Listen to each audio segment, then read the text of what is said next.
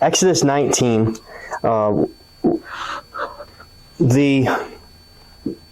last week we kind of didn't, it felt like we drifted off onto what the direction of the lesson series is that we're going over. The book is called, and you've noticed it on the bottom of the handouts I give, it says I Am. It's God's self-revelation. So God's revealing things about himself.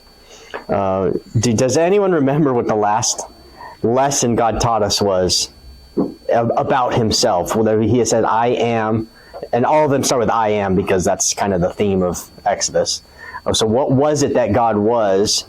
And I'll give you the lessons that we looked at. It was the manna and the water and provider. Thank you. She got it.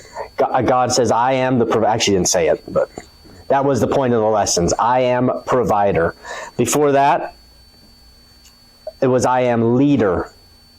What was it that in what way did God lead Israel? Actually, there's numerous ways that indicated to us that we covered in the lesson plan that God was leading them. The cloud, very good.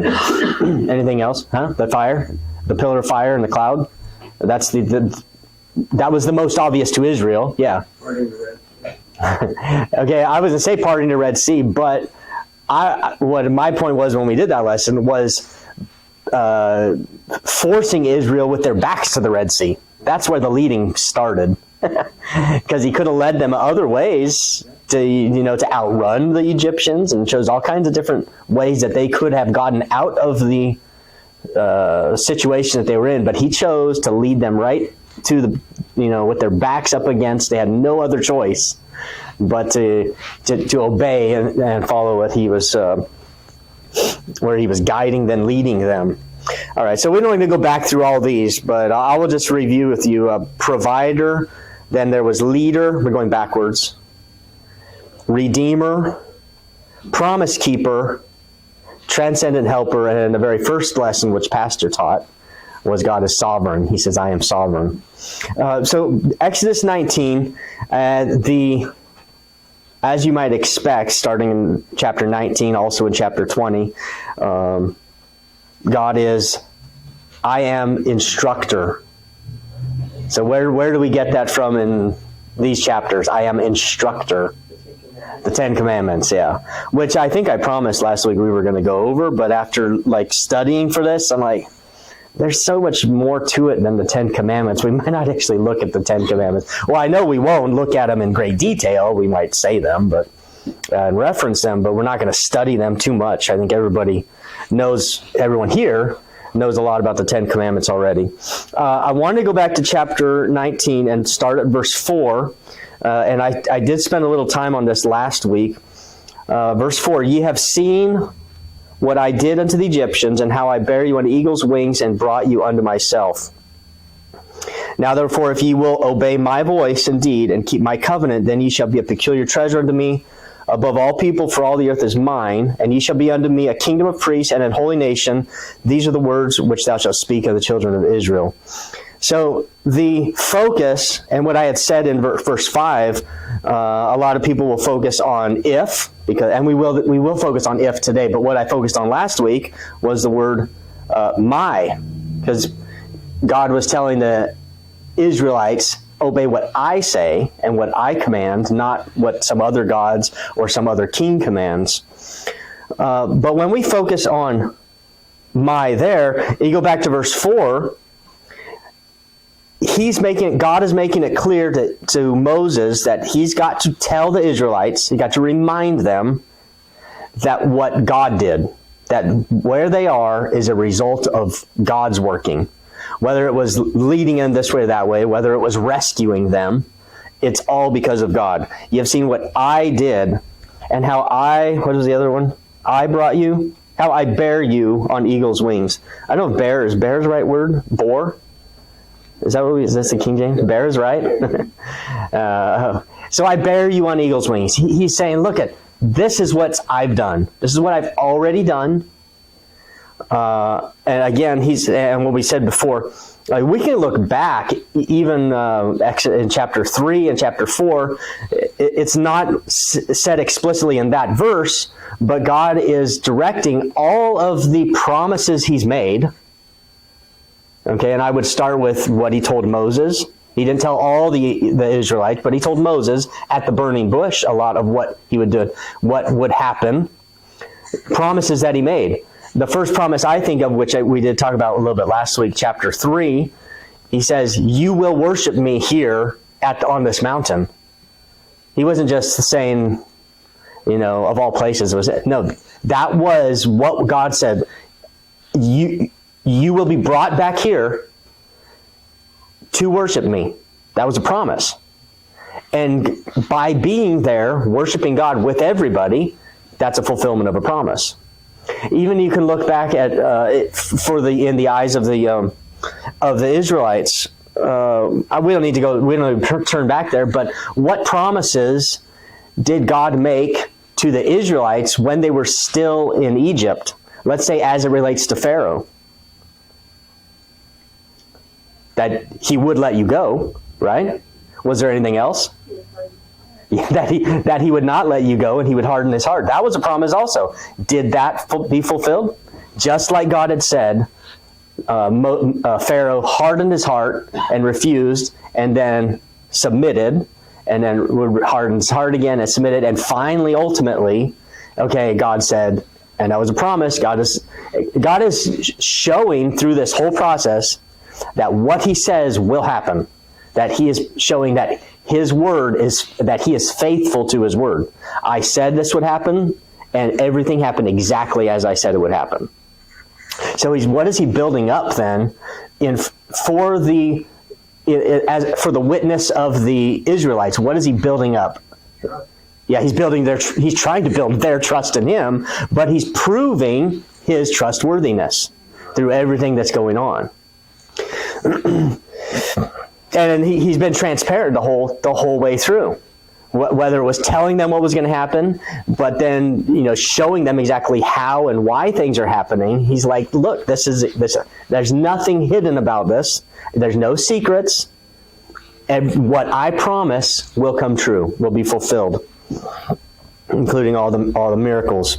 So he's through all that. Of course, he continues to focus their direction back on what he's done for them.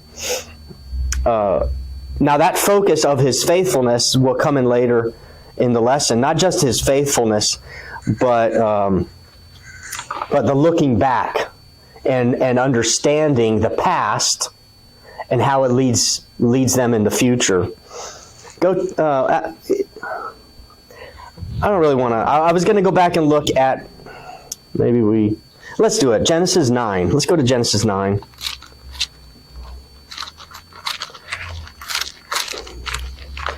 Because it does help us as an introduction to the commitment that Israel makes. Genesis 9, and look at verse 8. Start verse 8. And God spake unto Noah and to his sons with him, saying, And I, behold, I establish my covenant with you, and with your seed after you, and with every living creature that is with you, of the fowl, of the cattle, of every beast of the earth with you, from all that go out of the ark to every beast of the earth, and I will establish my covenant with you. Neither shall all flesh be cut off any more by the waters of a flood, neither shall there any more of a flood to destroy the earth. And let's just stop there. What do we call this covenant that God introduces as his covenant? Verse 9, my covenant with you. What do we call this covenant? The Noahic covenant, the Noahic covenant. And what does God promise? Not to send a flood again. Yeah, not to ever destroy the earth with a flood again. And a symbol of that promise was the rainbow, which we didn't read that, verse 12. But what did he expect of Moses and the humans to fulfill that promise, to fulfill the covenant? What was their end of the bargain? What was there? No. At this point, this was totally one-sided. God said, this is my promise to you, independent of how horrible you guys will be to me. I'm not going to destroy you with a flood. And that was the reason for the flood to begin with, was how horrible people are. So, there's nothing you can do is going to eliminate that covenant and break it. Genesis chapter 12. And verse 1. Now the Lord had said unto Abram, Get thee out of thy country, and from thy kindred, and from thy father's house, unto a land that I will show thee. And I will make of thee a great nation, I will bless thee, and make thy name great, and thou shalt be a blessing. And I will bless them that bless thee, and curse him that curseth thee, and in thee shall all families of the earth be blessed. All right. Who does this covenant apply to? Abraham's family. Abraham and his family. And his descendants. Does it apply to us? Not really this part. We're included in there. But We are part of Abraham's family, but we're part of his family because of our faith. Right. All right. So we will be blessed in the same way that Abraham was blessed. Okay, but we look at this covenant that God makes with Abraham as being between God and Abraham. What was expected of Abraham in that covenant? Just believe? Oh, to leave. Yeah, I was like, believe is right. I don't know if I struggle with this. Was this a bargain? If God's saying, if you leave, then I will do this, or was He saying, this is part of your life when you leave, and I will bless you? This is seen as another one-sided covenant. God says, I'm gonna be faithful to Abraham. It doesn't have to do with Abraham's goodness or his deserving. He just promises that He will make of them a great nation, and He'll bless him. And then it goes on. You can read it over again. Now, yeah, Abraham did leave because God commanded him, but he left because of his faith.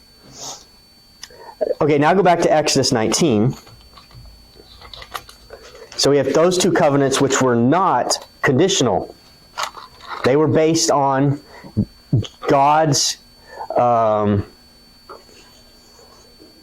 his graciousness. I don't know what the word is. Mercy, His graciousness, that He wanted to fulfill His covenant independent of that person or that group of people. But in Exodus 19, there is a condition, isn't there? Now, therefore, if you obey my voice and keep my covenant, then you shall be a peculiar treasure unto me. What is then? Let's start with what is the blessing. What is the blessing that will be on the Israelites if they fulfill their end of the covenant? What is the blessing? Similar to Abraham's blessing. You want to read it word for word? I would just end with verse 6. A holy nation. That's what I would focus on. And that's what I'm going to focus. You can focus on what you want when you study on your way.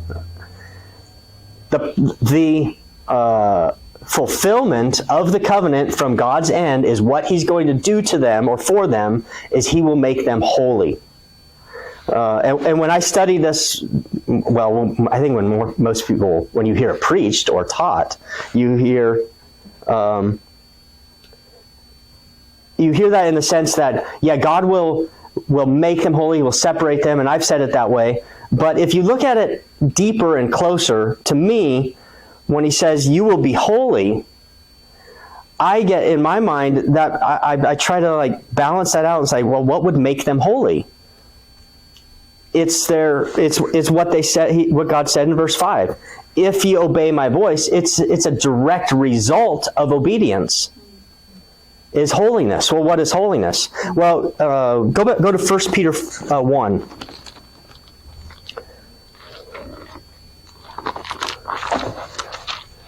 And look at verse 15. But as He which hath called you is holy, so be ye holy in all manner of conversation, because it is written, Be ye holy, for I am holy. So when God says the result of your obedience will be holiness, what is He saying? According to verse 16. Be holy, for I am holy. We'll be more like God. You've heard of Christ-likeness, but this is God-likeness. So he's not, it doesn't seem to me that he's saying, if you do all these things, this is what I will do for you.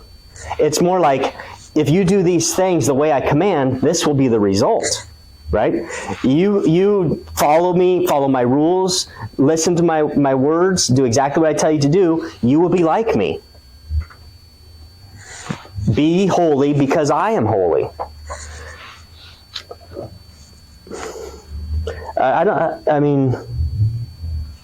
If you obey, then I will bless. But the blessing is the holiness.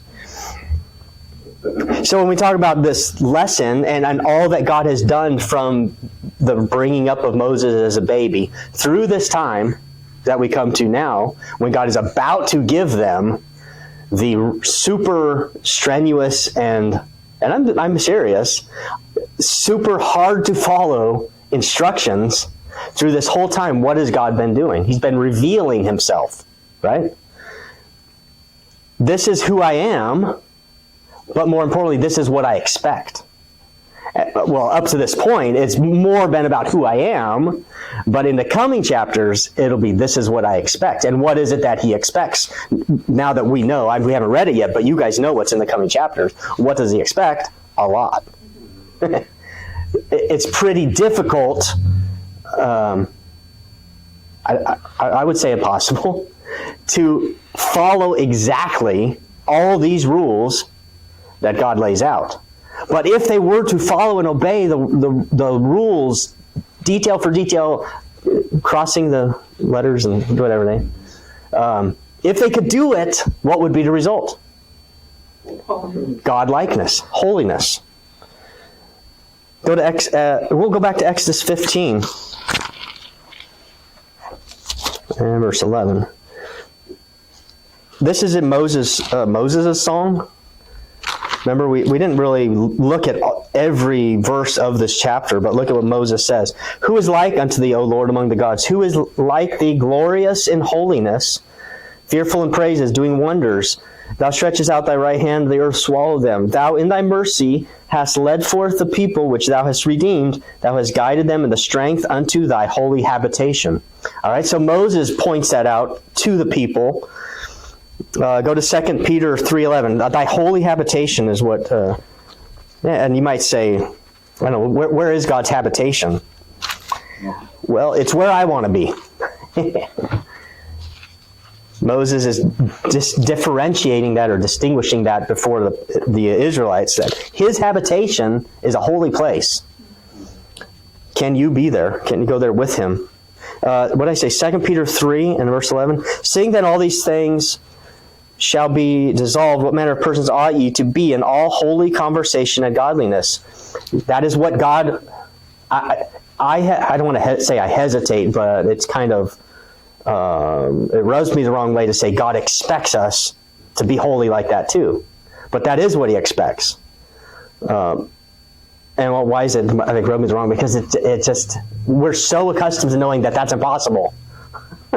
So I don't want to say God expects that, but that is what God expects. Can God fellowship with unholiness? Do I want to fellowship with God? Somehow I have to be holy like him in order to fellowship with him. Hebrews 12.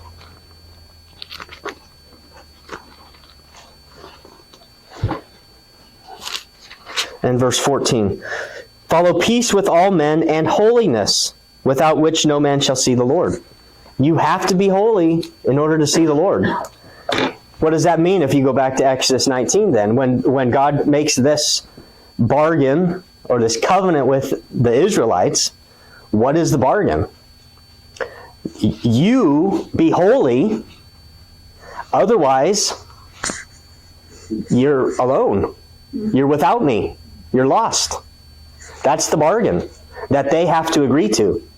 If they don't agree to it, I guess there's always Egypt's gods or themselves. But they'll be on. If they don't agree to this bargain, they're lost.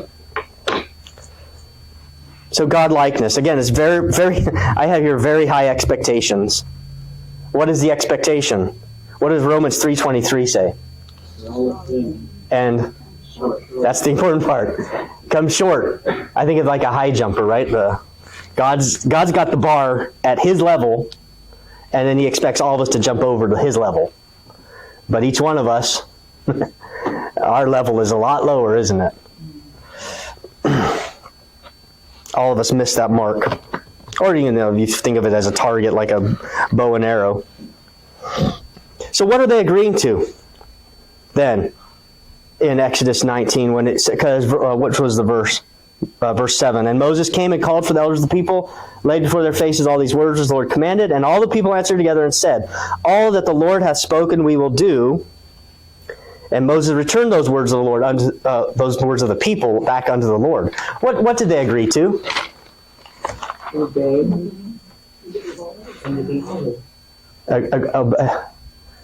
But they agreed to, what was it that they were supposed to agree to? Obey my voice. What did God tell them to do? Because yes, they agreed to obey what he said, but what did he tell them to do? Did you see the dilemma to me? Do you guys know, I don't want to say this, have you heard the phrase, you have to pass it to know what's in it? Nancy Pelosi said that about Obamacare, right? There's, I don't know, thousands of pages in this bill, and they didn't give them time to read through it. She says, well, you have to pass it first to know what's in it. Why, does that apply to this? Has God given the law yet? Has he shared any of his commands with them? Do they know what he expects? He's asking them to trust that I'm going to give you they don't know if it's going to be a lot, if it's going to be easy. They don't know. They knew what to expect of the gods of Egypt, which I don't know what gods of Egypt accepted, but I have a feeling the standards were a lot lower than what God expected. So God says, I'm going to agree to do what I say. That's pretty general. And then to hear what he gives them to do, which they don't know, like overnight. He just doesn't reveal it to them. It's ongoing thing, and it becomes like super crazy what God expects of them. And they don't know that ahead of time. They just say, "Are you going to listen to me and obey me?" And now maybe you're thinking, is like, am I saying God out to be not reasonable? Is that unreasonable of God to say that? Well, remember what we had talked about, the whole purpose from the times of Pharaoh till now. What was God doing? He was showing and proving himself faithful. So he's expecting them to believe and have faith. But what is their faith in? That his laws will be easy? Or that I will be able to do his laws? Is that what my faith is in? He was expecting their faith to be in all those things that had already done, which was him proving that somehow, whether or not they could actually do what he told them to do, he would be faithful, and he would work things out for them. So go to Hebrews 11, and I know that you all know this chapter, but there's one thing that I would point out, and I don't know that I'm sure others have pointed it out. Actually, silly of me to say that. You've never heard this before. Watch this. Hebrews 11:1. Faith is the substance of things hoped for, the evidence of things not seen. Can you think of anyone else in the Bible prior to Moses who had this kind of faith that God is asking of the Israelites? No. Noah. Anyone else?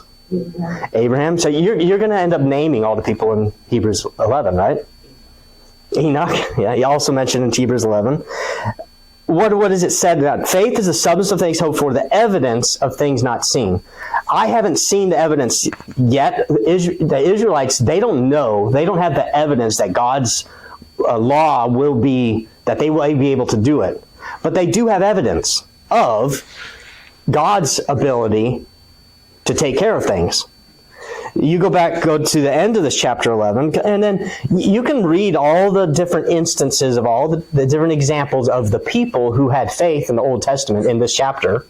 I tend to look at it as like, there was this person, and there was this person, and there was this person, right? But when you get to the end of the chapter, verse 39, and these all, having obtained a good report through faith, receive not the promise, but God having provided some better thing for us, that they without us should not be made perfect. So he goes back, and from the perspective of the writer of Hebrews, he's going backwards and saying, look, I saw these things happen. But say, for instance, did Noah see Abraham and what God did for Abraham? Could he look as a witness and see God's faithfulness to Abraham? No, but in reverse, Abraham could look back and see Noah. And I believe the writer of Hebrews is looking backwards and saying, I see what God did to that person and how God was faithful to, kind of with the generic ones. But then he goes backwards, verse 30 about Jericho, so that's Joshua. And then what did Joshua have? What was his witness? What made his faith so strong? Was it empty? Was it blind? No, Joshua looked back at Moses. And what did Moses look back at? What did that person look back at? Everybody's looking towards the rear, looking in the past, and what are they looking at? God's faithfulness, backwards and backwards and backwards. And that's why I believe it's chronological. Is it chronological is the word? In Hebrews 11. Because that's what he's trying to get us to see. Look, everybody had something to base their faith on. Everybody looked backwards. Nobody's just saying, well, I'm going to do it and hope for the best. No, it's not. I mean, hope is in the Bible, but our hope is in God's faithfulness because I've seen it. Okay, so yeah, they're not isolated instances of God's faithfulness. No, it's a pattern of God's faithfulness. Do the Israelites have a pattern to look at? God was pretty explicit with them. So yeah, he's expecting them to have faith when they commit, even though he hasn't told them yet what they're going to commit to, other than whatever you say, I'll do. Little do they know what they're getting into, right? So God has proved his trustworthiness. Let's look now, let's go forward. I guess in back to Exodus 19. Exodus 19, let's start at verse 9. And the Lord said unto Moses, Lo, I come unto thee in a thick cloud, that the people may hear when I speak with thee, and believe thee forever. And Moses told the words of the people unto the Lord. I don't know if I want to... Let's just read the next few verses also. Verse 10, and the Lord said unto Moses, Go unto the people and sanctify them today and tomorrow, and let them wash their clothes, and be ready against the third day. For the third day the Lord will come down in the sight of all the people upon Mount Sinai. And thou shalt set bounds unto the people round about, saying, Take heed to yourselves, that ye go not up into the mount, or touch the border of it. Whosoever toucheth the mount shall be surely put to death. There shall not an hand touch it, but he shall surely be stoned or shot through, whether it be beast or man, it shall not live. When the trumpet soundeth long, they shall come up to the mount. So that's kind of the... Okay, you guys know what's going to happen. Moses is going to go up into the mountain, and what is God going to tell him? The Ten Commandments. Okay? So we have God making the covenant with the people, them agreeing to the covenant, and then on the other end, we have God giving the Ten Commandments. And here we have in the middle, what are they doing? What is God telling them to do? Or through Moses? Well, a couple of things. They are preparing themselves for when God will meet with Moses, or with them. All right? And what kind of preparations were they to make? Yeah. There's a lot to it. We don't need to go into it. But he did expect them to prepare in some way. But also, why is he doing this? And you know how God appears to Moses when he's in the mountain, right? Was it say? We didn't really read it, but verse 18. And Mount Sinai was altogether on a smoke, because the Lord descended upon it in fire, and the smoke thereof ascended as the smoke of a furnace, and the whole mount quaked greatly. It's quite a spectacle. And sometimes and I've said this before, it helps me to understand when I see what didn't happen. All right? How could God have given Moses the Ten Commandments? And he didn't. What ways did he not? There's a lot of them, right? But what ways had God spoken to Moses in the past? Through a little burning bush. If God had spoke to Moses through the burning bush, said, these are the Ten Commandments, and it's on Mount Sinai, go back and tell the people that these are the Ten Commandments. He didn't do that. Could he have said? Could God have just sent an angel, like as a person, and talk to Moses and say, "This is the Ten Commandments"? Just hand delivered it to him. Could God have done that? What other ways can you think of that God could have revealed the Ten Commandments to Moses? That he revealed stuff to people in the Bible times, dreams, visions. There's a lot of ways he did, but he didn't. Why did God choose this method of all times? At this time, God said, he decides, I'm not going to use a messenger. I'm not going to use a vision. I'm not going to just speak in Moses' ear. Why this smoke and the preparation and all this ceremony and big ordeal? Got everybody's attention. Yeah, look back at, what was it, verse 9.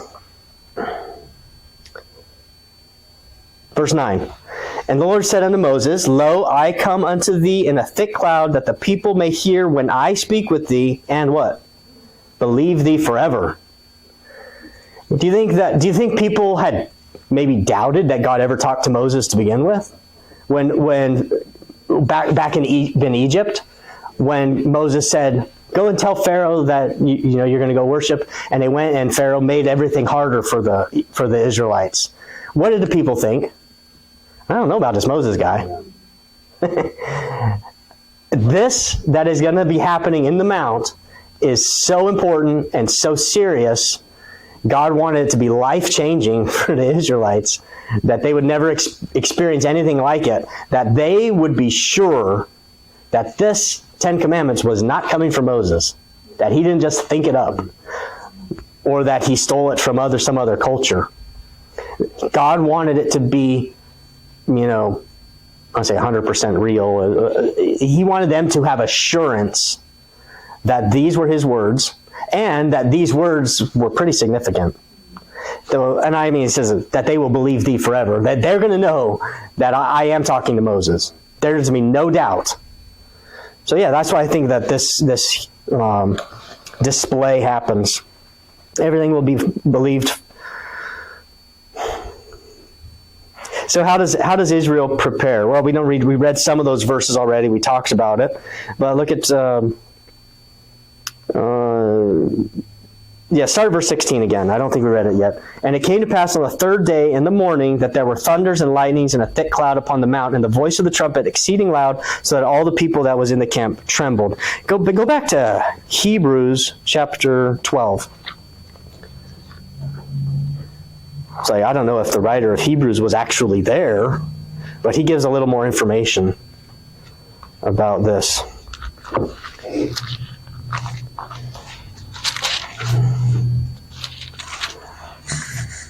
Hebrews 12 and verse 20 or 19 or something like that. Start at verse 18. For ye are not come unto the mount that might be touched and that burned with fire, nor unto blackness and darkness and tempest and the sound of a trumpet and the voice of words, which voice they that heard entreated that the word should not be spoken to them anymore. So those who heard the voice, what did they? It was so overwhelming and so powerful. They said, I don't want to hear that voice. Verse 20, for they could not endure that which was commanded, and if so much as a beast touch that mountain, it shall be stoned or thrust through with a dart. And so terrible was the sight that Moses said, I exceedingly fear and quake. So even Moses, what is happening? Moses is scared and fearful. Now we don't know if anyone did disobey God's commands, but God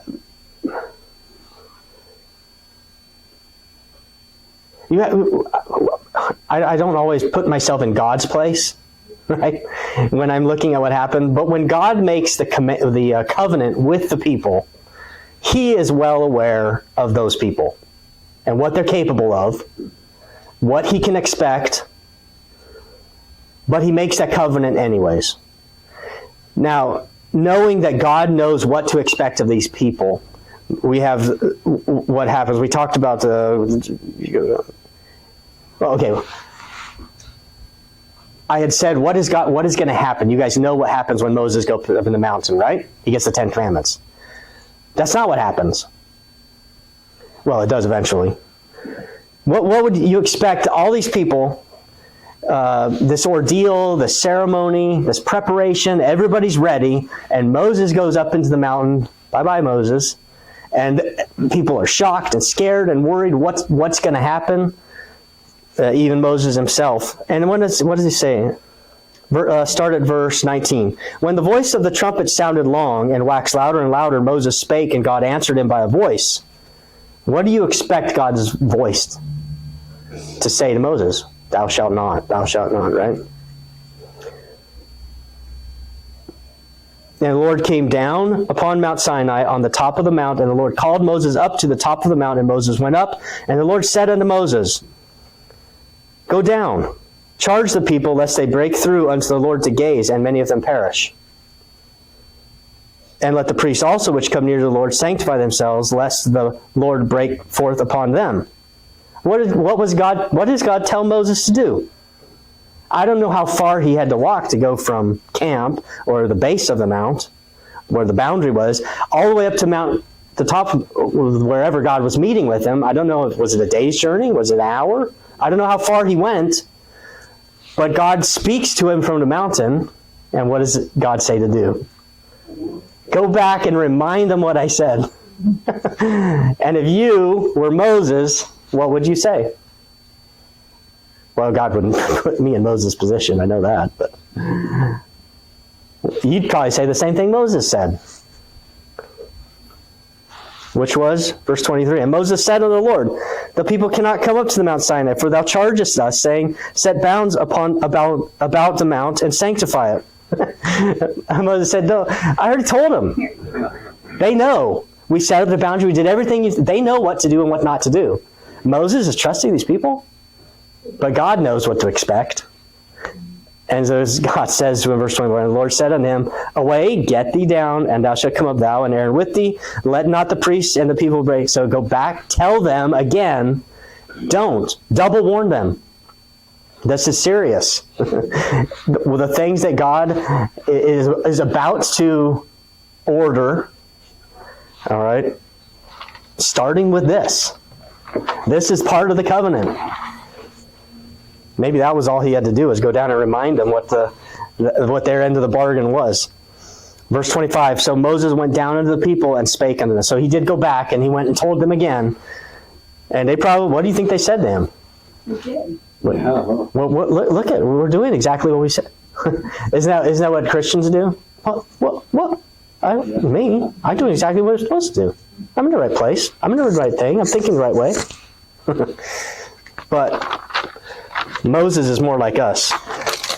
I like to give people the benefit of the doubt, even myself sometimes, which I shouldn't.